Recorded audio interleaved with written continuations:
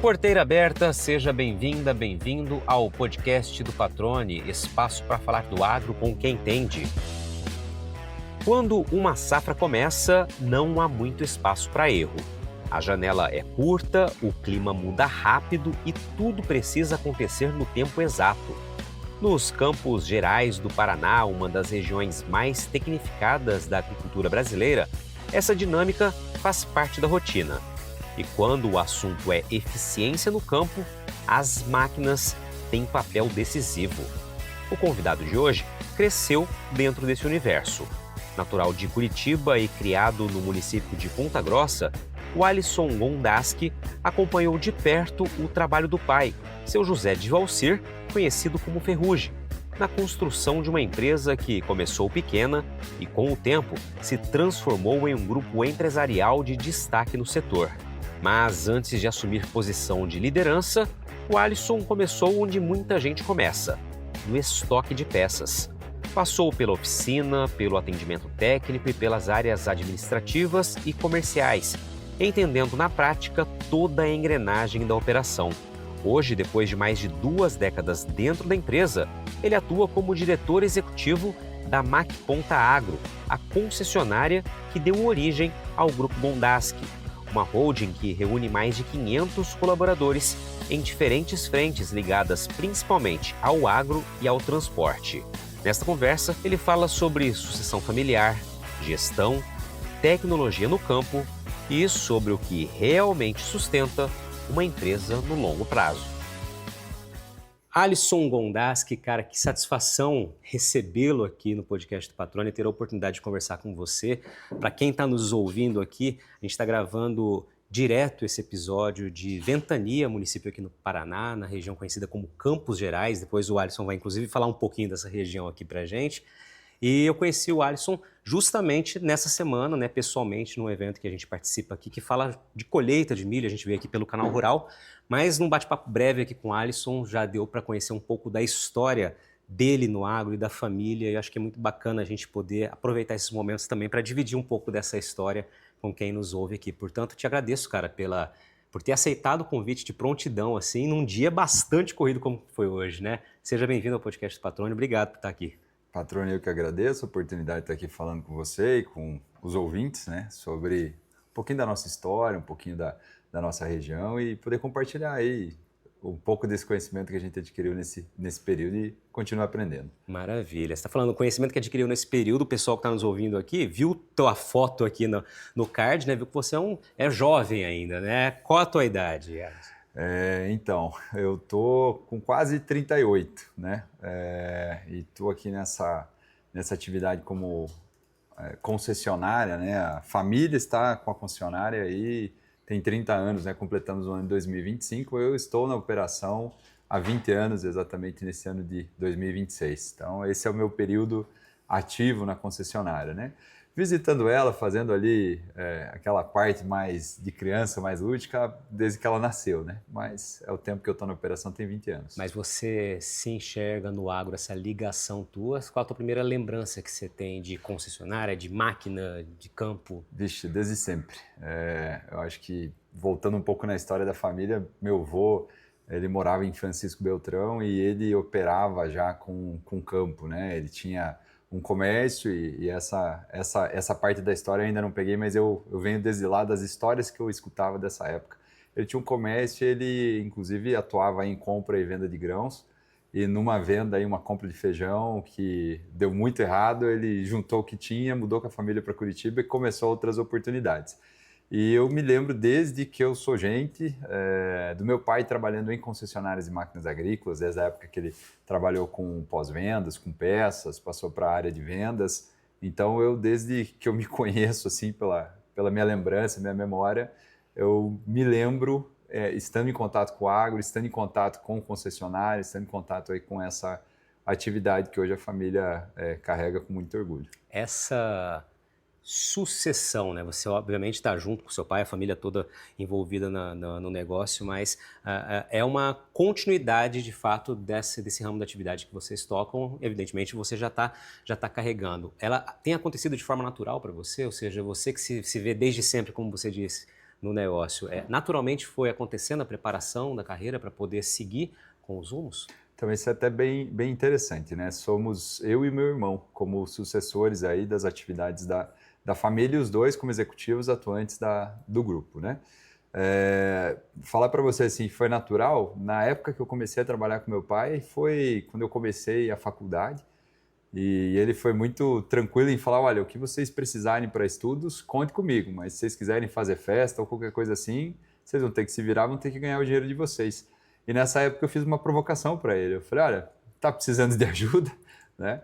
E ele convidou e eu comecei trabalhando lá na concessionária, dentro do estoque de peças, no almoxarifado de peças, então recebendo produto, guardando, separando, atendendo os técnicos, e é ali que nasceu essa operação.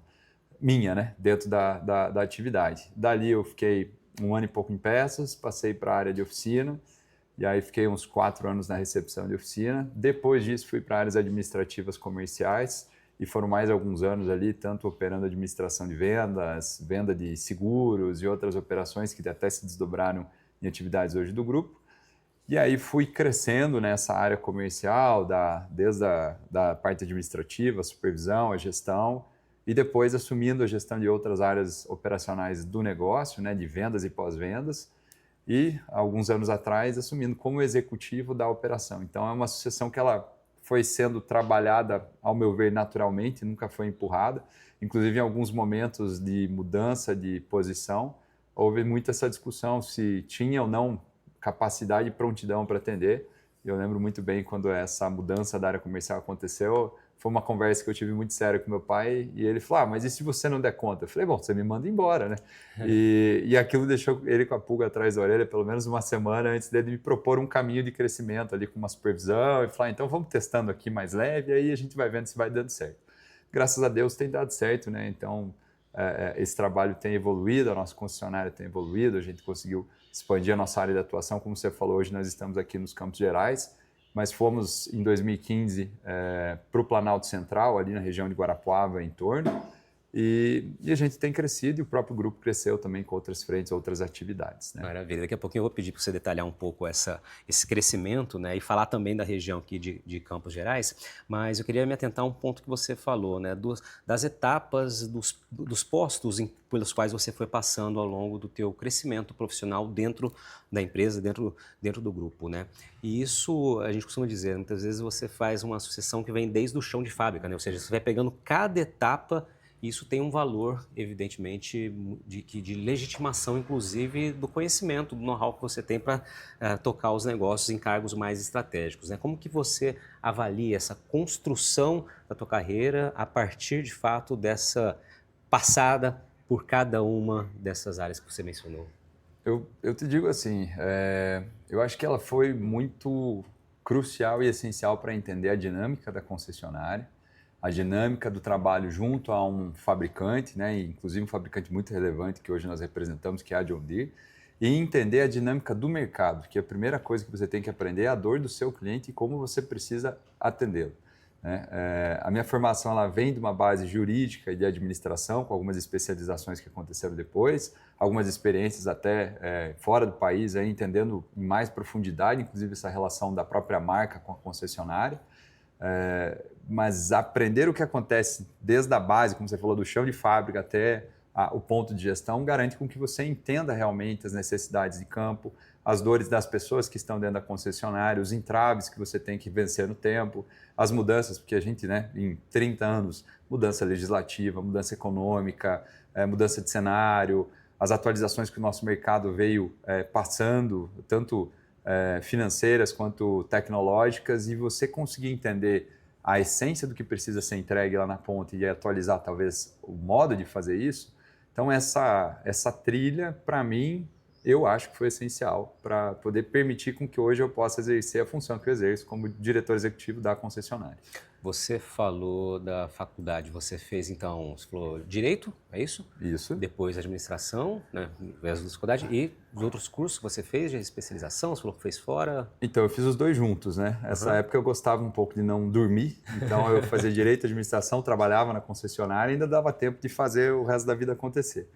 E depois as especializações vieram em Gestão Comercial, Gestão Financeira também, né? Então, Gestão Comercial na época eu tinha uma oportunidade ali em FGV, Gestão Financeira aí foi feita na PUC também, né? Uma parte de Finanças, M&A e Equity, mas as atividades de desenvolvimento executivo, muitos programas que a gente investe muito também nos executivos como rede, e eu participei de vários na Fundação Dom Cabral.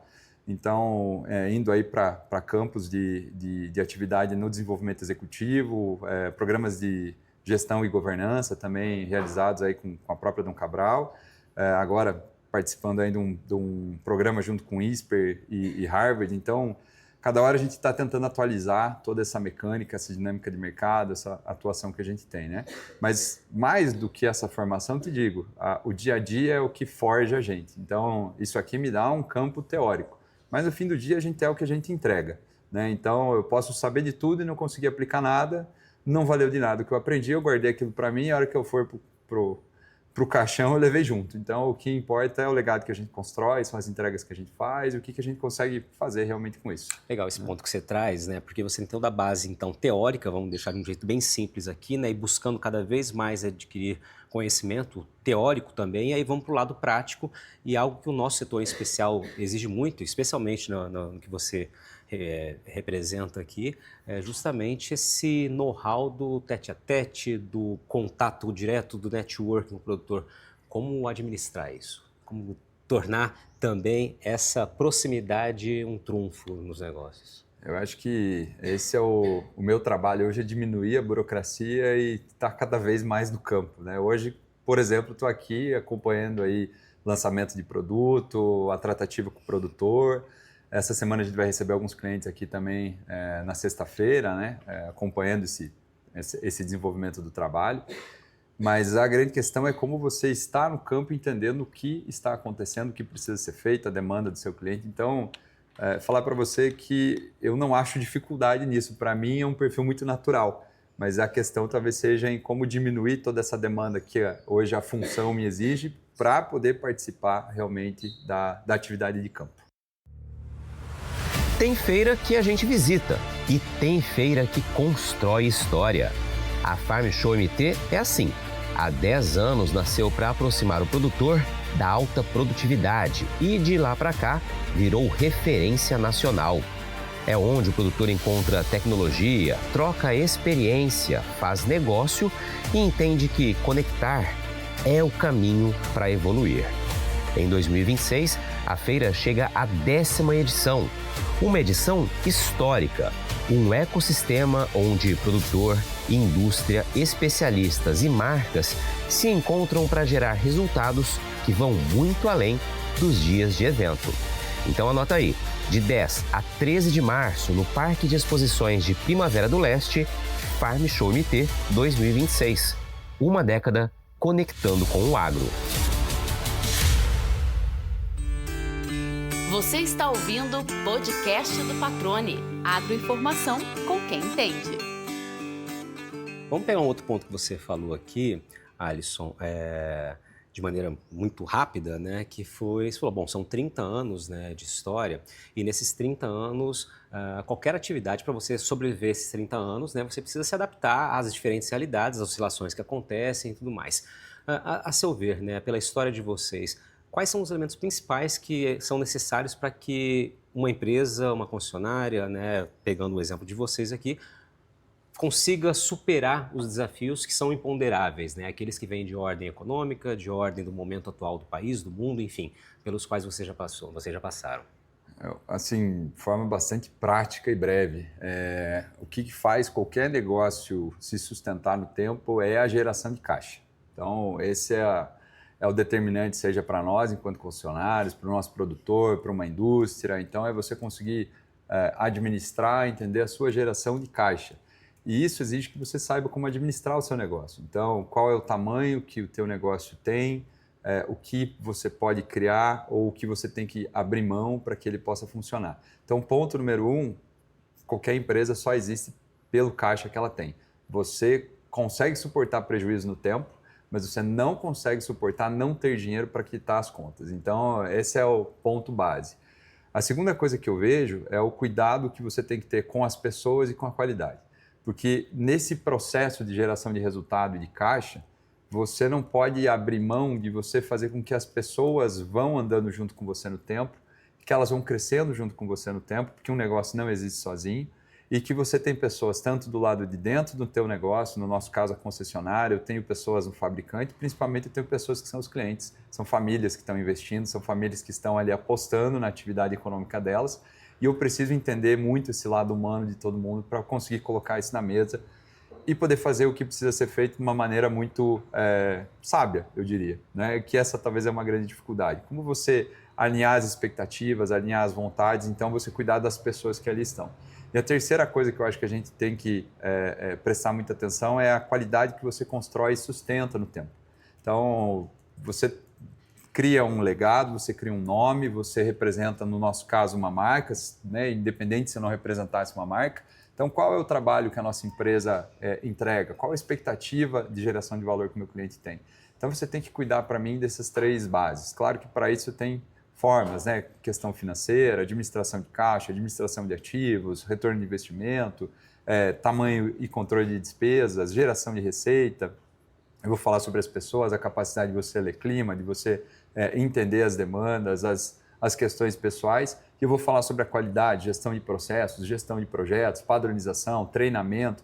Então, são coisas que fazem com que você olhe para essas 3 vertentes e cuide muito bem para que elas se sustentem no tempo. Pois é, e essas 3 vertentes que você traz, 2 pelo menos, a gente constantemente ouve aqui, né, das pessoas que passam pelo podcast, justamente que são indispensáveis para que você possa se perpetuar no negócio, independente da atividade que você está executando, né? Uma delas acho que é fundamental, as 2 são fundamentais, que é uma boa gestão, uma gestão eficiente, né? A gente está falando com muitos produtores, se não tiver gestão de fato na ponta do lápis, na ponta da risca, né, da caneta ali, você realmente não consegue avançar com qualquer pequena ou média crise que você enfrente. E a outra, gestão de pessoas, né? No meu estado, por exemplo, em Mato Grosso, há uma dificuldade muito grande de retenção de bons colaboradores, justamente porque há uma disputa muito grande por esses colaboradores, né? E a gestão de pessoas, a qualidade com que se trata aquele colaborador e tê-lo dentro do time, né? Resumindo um pouco aqui, é também um dos elementos que você trouxe nessa história. Rapidamente aqui, eu queria que você falasse um pouquinho da região que nós estamos aqui, né? Das características agrícolas dessa região dos Campos Gerais. Muito, muito bom, né? Hoje a gente está aqui inserido, então, no Paraná, né? Região sul do Brasil. E o nosso Brasil, que você conhece muito bem, acho que quem nos ouve aí nesse momento também conhece muito bem, sabe a potência agrícola que nós somos, né? Mas quando eu olho aqui para a região do Paraná, ou dos Campos Gerais, a gente vê uma área que é muito tecnificada, né? Independente do tamanho do produtor, a gente vê um produtor que ele se pauta bastante na pesquisa agronômica, nas fundações de pesquisa, né? Então, uma das grandes fundações que a gente tem aqui na região é a Fundação ABC, trouxe vários desenvolvimentos. A gente tem Embrapa aqui na região também trabalhando fortemente. E a gente olha que é um produtor que ele busca realmente aplicar a última novidade agronômica possível, que ele entende viável, na sua atividade. E é uma área que ela tem essa característica de fazer uma exploração grande do solo. Então, ela faz uma rotação de cultura. Se você olhar um hectare físico hoje aqui, às vezes você está operando com 3,2, 3,3 operações no ano em cima de um hectare físico da nossa região. Então, um produtor que ele sai de uma operação de feijão, coloca soja, sai de soja, coloca feijão em cima, sai de um milho, coloca feijão em cima, depois ele vira para uma cobertura, depois dessa cobertura, se ele não fizer a cobertura, ele entra numa operação de inverno, e assim ele vai dando tombo durante o ano e fazendo uma operação muito dinâmica. Então, no passado, a gente via janelas de safra de 90 dias para uma operação de colheita. Hoje, em 15, 20 dias, isso está tudo resolvido e você já está na próxima operação de plantio, de preparo de solo, de pulverização. Então, é um produtor que ele é muito dinâmico. na nossa região. Ele faz valer muito o valor da terra, que é uma terra muito valorizada, né? Uma das terras mais valorizadas hoje do Brasil é a terra do Paraná, e em especial também na nossa região, Campos Gerais. Se a gente pega também essa geografia do próprio Paraná e você volta nos últimos anos, o estresse hídrico que aconteceu no norte pioneiro do Paraná e no oeste do Paraná, ele não alcança quase que os Campos Gerais e o Planalto Central. E aí talvez um pouco pela dinâmica aqui da Mata Atlântica e de como você tem uma certa estabilidade na concentração de chuvas nessas regiões. Então a gente brinca muito, fala muito sobre isso, que a gente vive numa região abençoada, que é uma região que produz muito bem, médias extremamente altas, e que quando o resto do sul acaba sofrendo um pouco mais com o estresse hídrico, ela se sustenta muito bem e ainda assim entrega médias bastante relevantes. Então é uma região, assim, falar para você que ela entrega para nós muito orgulho, muita responsabilidade de estar aqui representando um produtor que realmente está bem para frente, está tentando dar o seu melhor, fazer aí seu investimento acontecer, fazer a sua vida acontecer e fazer a sua vocação principalmente acontecer, que é a produção. Né? Então é uma região que dá muita satisfação em poder estar operando ela hoje. O fato dessa região, então, abençoada, como você classificou, e linda, né? A gente que vem de uma área igualmente bonita, né? Lá em Mato Grosso, tudo plano, a gente aqui se depara com essas morrarias, não sei exatamente qual a classificação, mas esse relevo aqui característico do Paraná que nos enche os olhos, né, de enxergar à distância realmente uma diversificação muito grande de culturas, é uma das características aqui, né, de primeira e de segunda safra. E você destacou o dinamismo, né? Ou seja, o agro está cada vez mais dinâmico, janelas cada vez mais curtas. Eu queria saber o que é esse dinamismo, essas necessidades atuais do agro, de que maneira todo esse conjunto de transformações ao longo do período, ao longo desses 30 anos que você, né, vivencia junto à empresa desde pequeno aí, o que isso traz de responsabilidade, foi a palavra que você usou, para quem trabalha, por exemplo, com uma concessionária desse implemento, desse equipamento tão fantástico que são as máquinas modernas, as máquinas que vão ser exigidas na hora de cumprir uma janela ideal, de plantar na hora certa, enfim. Então você falou uma coisa legal, né, sobre o terreno aqui, né? A gente pode falar que ele é íngreme ou a gente pode usar a palavra que a turma usa, que tem pirambeira aqui para tudo que é lado, né?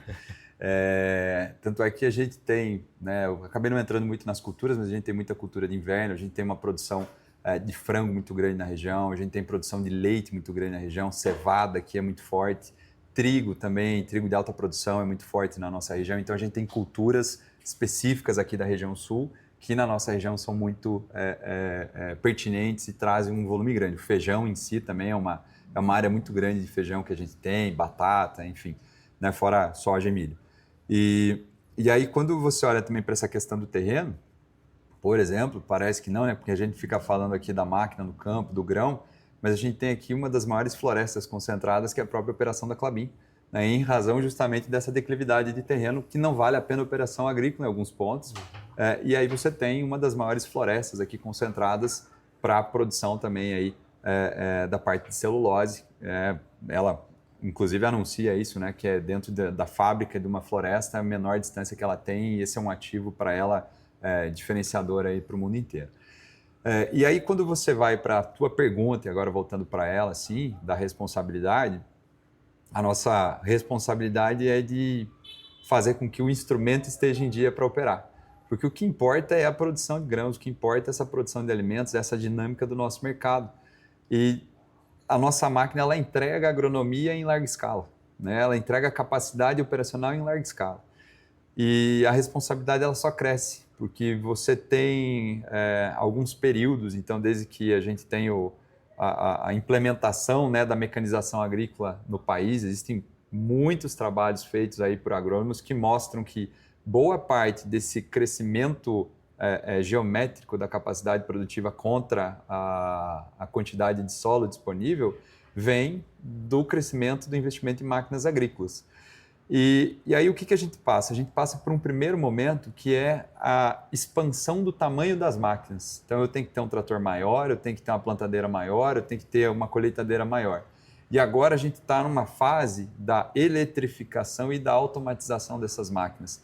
Não necessariamente eu preciso ter uma plataforma maior, uma colheitadeira maior para entregar maior produtividade. A gente estava hoje aqui no experimento de campo, olhando a mesma máquina com um pacote de automatização e predição de velocidade, com ele ligado e desligado, a máquina entregando 25% de diferença de produtividade. E a gente fala, não, mas 25% é um quarto, cada 4 máquinas estou ganhando uma. É exatamente isso. Então, isso, ele exponencia, ele cresce ainda mais a nossa necessidade de estar presente no campo, de estar suportando esse produtor, de ter a informação em tempo real dessa máquina e conseguir dar suporte para ele para que ela não pare. E se ela parar, porque pode acontecer, nós estamos falando aqui de uma indústria céu aberto em cima de roda, com chuva, com terreno, com tudo, com poeira, com alguém ali operando, qual a velocidade que a gente consegue colocar isso de volta para operar e entregar realmente o valor de campo. Então, eu acho que a responsabilidade ela só cresce e faz com que a gente precise estar aí preparado para atender de várias maneiras o nosso produtor. Você usou a palavra suporte, né? E aqui, relembrando um pouco de vezes que estava com o produtor no campo, é a palavra que a gente mais ouve de fato quando busca marcar A, B, C ou D, enfim, que é justamente a importância do suporte, né? Quando precisa no momento certo, né? Quando numa intempérie, numa mudança repentina de clima ou numa operação que falha por algum motivo, é esperado esse suporte que recorre justamente ao concessionário. O produtor rural que nos acompanha sabe muito bem que nenhuma safra é igual à outra. O tempo, o mercado, o time, muita coisa muda. E é aí que entra algo muito importante: poder contar com uma empresa de confiança que preza pela qualidade. Há 25 safras, a Agrosol segue inovando. A equipe em campo faz um acompanhamento criterioso das cultivares escolhidas para o portfólio de sementes da empresa e ainda atua com um cuidado especial durante a entre-safra, como a realização de testes de qualidade e armazenagem em ambiente adequado. Assim, quando chegar o momento certo, a melhor semente estará pronta para ser cultivada. Agrosol Sementes, há 25 safras, gerando prosperidade ao campo. Você está ouvindo o podcast do Patrone. Agroinformação com quem entende. Alisson, agora eu queria que você falasse um pouquinho aqui sobre a história, né, do grupo, né? Nos bastidores aqui você conversou rapidamente comigo que era um sonho do teu pai, né? Um objetivo de vida que foi alcançado até um pouco mais cedo do que ele esperava. Me fala um pouquinho disso daí para que a gente chegasse à ramificação dos negócios, né? O tamanho da empresa de vocês hoje. Então tá bom. Eu acho que essa história é longa demais, inclusive valeria uma conversa com ele de alguns dias para conhecer a história toda, né? Eu posso te entregar um resumo... O resumo da obra. O resumo da obra, o resumo executivo da obra. Mas vamos lá. O sonho dele era abrir um negócio com 40 anos de idade. Esse era o sonho que ele tinha. E meu pai tem sonhos muito práticos, é muito legal de conversar com ele, porque ele é muito prático também. E aí o que aconteceu? No meio desse caminho, e rodando justamente em concessionárias, a gente acabou saindo de Ponta Grossa, morou um pouco em Londrina e Pato Branco, ele teve atuações ali em concessionárias, e por oportunidade, e porque ele via realmente, ele falava, olha, tem algumas coisas que eu tenho aqui tocado, esses negócios, mas eu quero ter o meu negócio. Então, ele veio para cá e abriu em sociedade com um amigo uma loja de peças e implementos, e era isso que eles nasceram, né? A oportunidade como bandeira apareceu um ano depois. E essa oportunidade, obviamente, precisava de muito mais investimento que eles tinham capacidade. Então, ali eles partiram para 7 sócios. E aí ele foi diluído, né? Saiu lá de metade do negócio para 10% do negócio. Ele passou 14 anos trabalhando dentro do negócio, junto com alguns desses sócios também que trabalhavam lá, outros eram investidores. E ele foi fazendo a aquisição das ações e investindo no negócio durante esse período, até o momento que ele teve 100% aí do negócio. E até nessa época foi quando eu e meu irmão entramos na sociedade com ele. Nós já trabalhávamos dentro da concessionária nesse período, mas foram 14 anos esse processo depois de ter aberto a bandeira. Então, depois de ter criado essa parceria com a John Deere, o negócio foi aberto em 95, a bandeira foi conquistada em 96. Então, foram 14 anos para isso acontecer. E não se tinha também toda essa expectativa de que o agro ia ser tudo isso que hoje é. Né? Ele gostava muito dessa dinâmica do mercado agrícola, gostava demais de concessionária, adorava a vida comercial e esse negócio ele acabou tomando proporções aí com o crescimento da própria agricultura aí da nossa região, como eu falo, a região abençoada, foi crescendo, foi expandindo bastante. Então, a gente, no meio do caminho, teve algumas oportunidades de criar diversificações ou de abrir outros negócios, né? Então, talvez eu vá errar aqui o tempo exato de cada uma dessas operações, mas no tempo aconteceu uma oportunidade da gente abrir uma locadora de veículos leves, aí por oportunidades tributárias e de aquisição, para poder atender o grupo e também a parte externa do grupo, onde a gente começou ali a fazer uma estrutura de veículos, né, para atender toda essa demanda. É muito carro para vendas, é muito carro para prestação de serviço, suporte, oficina. Então, isso acabou sendo uma oportunidade. E esse negócio ele existe até hoje também. Aí, no tempo, apareceu a oportunidade de criar concessionária de caminhões. A DAF se instalou em Ponta Grossa, né? Ela é pertencente ao grupo Paccar, que é americano. A DAF tem uma origem holandesa, foi adquirida há muito tempo pela Paccar. E eles estavam vindo para o Brasil com a proposta de trazer esses equipamentos para o Brasil. Então, como concessionária de caminhões, hoje a gente está presente até uma região maior do que a concessionária agrícola, né? A gente pega aí metade do estado do Paraná, metade do estado de São Paulo. Então, dá aí quase 15% do mercado nacional de pesados, né? Então, essa foi uma outra oportunidade. No tempo também surgiu, que era uma operação que eu organizei dentro da concessionária, mas surgiu a oportunidade de atender como corretora de seguros. E a gente abriu essa frente. Também essa frente aí já tem mais de 8 anos. Temos uma executiva lá, parceira nossa, que é sócia nossa, mas a gente abriu essa frente justamente atendendo tecnicamente os concessionários para que eles pudessem apresentar produtos em condições viáveis para os clientes. Então, pela nossa expertise, por conhecer a concessionária, por conhecer o ramo de corretagem de seguros, eu sou corretor de seguros habilitado, inclusive, a gente abriu essa oportunidade no tempo e hoje atua no país inteiro.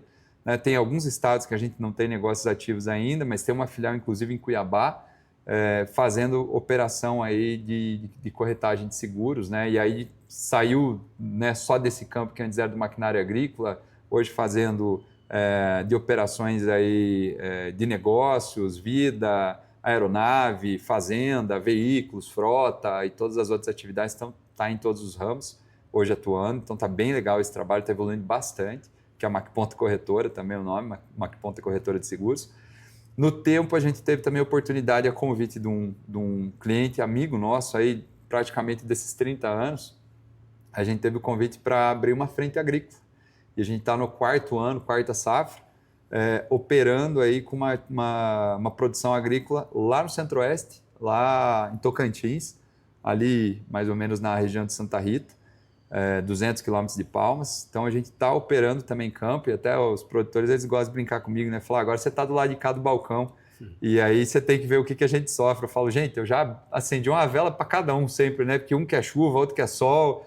Eu falei, eu estou acendendo mais uma para nós agora, né? Mas eu já tinha aqui uma sala inteira de vela para poder rezar para todo mundo, porque também é uma operação aí que, abertura de área, tem muita coisa aí acontecendo, então a gente está também ganhando maturidade junto com a família Slobe, que é a nossa parceira nessa atividade, e que tem crescido aí nessa operação, então tem deixado essa nossa área mais madura, está ficando uma produção interessante, inclusive está acontecendo safra nesse momento, e eles estão lá acompanhando o campo enquanto estamos para cá. Então tem essa atividade também que apareceu dentro do negócio do grupo. E aí as outras atividades são atividades mais administrativas ou financeiras, então gestão de ativos, gestão de fundo financeiro, a gestão de um centro de serviços compartilhados hoje que faz toda essa parte administrativa para as empresas do grupo. Então são outras atividades que a gente acabou organizando, que não são daí frentes operacionais, comerciais, mas que são, ou de produção, mas que são aí estruturas de back-office que fazem aí essa espinha dorsal para deixar o grupo mais organizado. Né? No tempo, e a gente veio fazendo, né? Apesar que o nosso mercado hoje ele está mais retraído, né? Inclusive pelo custo do dinheiro. Né? Hoje, você fala em caminhão e máquina agrícola, que são as nossas frentes principais, o custo do investimento, o custo do dinheiro para o investimento num ativo de bem de capital, ele é bastante pesado. Então, o nosso mercado está mais retraído, o cliente, né, ele acaba, o produtor e também o transportador, eles acabam estendendo um pouco mais o tempo de troca. Mas a gente veio figurando aí nos últimos anos, inclusive como um dos 1.000 maiores grupos do país, dentro da Valor 1000, né, do valor econômico, como um dos 1.000 maiores grupos do país em atividade econômica hoje empresarial. Então, tem sido para nós um motivo de orgulho também poder consolidando cada vez mais as nossas atividades. Hoje vocês têm aproximadamente quantos colaboradores aí? Olha, vou pegar o número exato para te dar, mas a gente passa de 500 colaboradores hoje aí no grupo inteiro, né? Então, a gente está nessa faixa. O tripé para prosperidade, mesmo em anos difíceis, você já trouxe aqui, né, na avaliação no momento anterior. Agora, e esse radar atento a novas oportunidades que podem virar negócios? Eu acho que você nunca pode desligar, sabe? O radar, acho que ele nunca desliga. A questão é você poder saber se vale a pena você avançar ou não, se é o momento de ir, você saber que você não, por mais que você queira, você não consegue abraçar o mundo todo, você tem que focar naquilo que é o teu core, que você tem que realmente cuidar daquilo com muito carinho, porque é aquilo que sustenta o negócio, é aquilo que mantém a atividade do grupo de pé. Então, esse ponto, né, essas oportunidades que aconteceram de diversificação, a gente as tem com muito carinho, mas também entende que tem que ter um cuidado redobrado na governança disso, porque é fácil você querer se perder se você quiser fazer tudo sozinho. Então você tem que manter muito o foco naquilo que é o essencial para cada negócio desses e manter essa atividade cada vez mais fortalecida. Excelente, cara. A gente tem 3 perguntas que fecham todo episódio do podcast e você não escapa delas também, tá? São as 3 tradicionais. A primeira é: qual a pergunta que o Alisson Gondaski gostaria de responder um dia que ainda não te fizeram?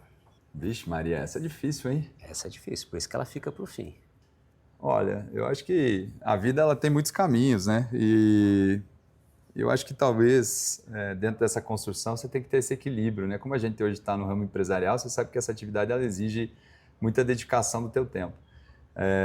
A gente tenta equilibrar muito, sempre estar com a família em primeiro plano, né? Então, eu nem falaria de alguém me perguntar se eu conseguir equilibrar isso, que para mim isso é indiscutível, tá? Mas talvez lá na frente, como é que seria uma retrospectiva do legado que a gente conseguiu construir, seria uma forma legal e às vezes até essa pergunta nem eu gostaria de responder, gostaria talvez de ver do lado de fora, escutar sobre isso, talvez seria uma outra maneira. Né? Legal, alguém falando sobre isso, né? Bacana, bacana. Gostei. Uma curiosidade sobre você, cara. Algo curioso que as pessoas mais próximas, talvez, nem a Samara que está aqui acompanhando a entrevista. Aliás, obrigado, Samara, por estar aqui conosco. Né? A Samara que é assessora de imprensa do grupo, baita jornalista. Batemos um papo o dia inteiro hoje aqui também. Está aqui acompanhando. Uma curiosidade talvez nem ela saiba. Nossa, boa pergunta. É difícil porque a Samara também ela tem alguns anos já de casa, ela já conhece a gente também, tudo que é jeito, né? Então, é difícil de ter aí, mas... Olha, eu acho que talvez assim, da nossa base, uma curiosidade minha, assim, talvez tenha as coisas, né, do que a gente gosta. No meio desse tempo todo eu tento ser tenista, né? Eu sou um excelente administrador enquanto tenista, tá? Então, tô ali, né? Tem um tempo que voltei para as quadras e tô ali na atividade. Mas acho que do dia a dia, assim, dividir que talvez o meu maior prazer é quando eu consigo ajudar alguém a compreender um caminho novo, a conseguir entender um valor novo de alguma situação, a melhorar e fazer essa atividade crescer, né? Acho que desde sempre eu pensei nessa jornada entre o mundo jurídico e a administração, mas uma das coisas que eu sempre voltava para mim assim era: será que eu consigo algum dia adquirir conhecimento suficiente para ensinar as pessoas, para ser talvez ter uma ponta de treinamento acadêmico aqui que eu possa difundir conhecimento junto? Então essa sempre foi uma vontade minha que eu nunca coloquei para fora, porque a atividade não me permite o tempo de organizar o raciocínio. E é até uma coisa muito legal, porque quando você olha a administração, geralmente a teoria ela vem muito depois do que a prática aconteceu, né? Então é muito difícil de você chegar nesse ponto e falar: você conseguiu ter tempo para organizar tudo que você fez na vida e passar isso para frente, né? Então essa vontade minha, talvez, de conseguir chegar nesse ponto em algum momento, seria uma curiosidade legal desse outro lado, né? Gostei. Tenista, como tenista, um bom administrador e que gosta de ensinar, realmente é muito bacana. Dizem, né, algo que eu ouvi, inclusive do Paulo Ozaki, né, do Agro Resenha Podcast, meu amigo pessoal, ele vivia dizendo, né, e a gente costuma falar sempre, né, conhecimento é a única coisa do mundo que quanto mais você divide, mais você multiplica, né? É muito gostoso quando você consegue ensinar realmente, repassar alguma informação que vai fazer sentido para outra pessoa. Quem sai de casa para trocar uma ideia volta com duas. Essa é boa, essa é boa. Gostei dessa, eu não sabia. o Alisson, e as pessoas, você está nas redes sociais, cara? Tá no LinkedIn, Instagram? Se quiser compartilhar o perfil para que as pessoas te procurem aí também. É só procurar lá, Alisson Gondaski. Eu sou pouco ativo na maioria das redes, eu tenho lá no LinkedIn talvez aí um pouco mais de atividade, até em razão do âmbito empresarial, mas eu acabo sendo mais low profile, assim, né? Então, não entrei no mundo ainda de fazer a divulgação digital, de tentar virar influencer. Eu acho que eu tenho muito tempo hoje focado na atividade, na família. Respeito muito quem faz isso também, acho que é bacana quem consegue levar um conteúdo relevante, mas se quiserem me procurar lá no LinkedIn, fácil de achar e estamos lá, né? Mas não tem nada de ser jogador de tênis lá no Instagram, as pessoas não vão achar você mostrando teu talento, teu talento nato ali. Não, eu posto pouco, então não dá para saber desse outro lado, né? Mas geralmente se tiver tempo sobrando, uma das coisas que eu faço é dar um pulinho na quadra e bater uma bolinha.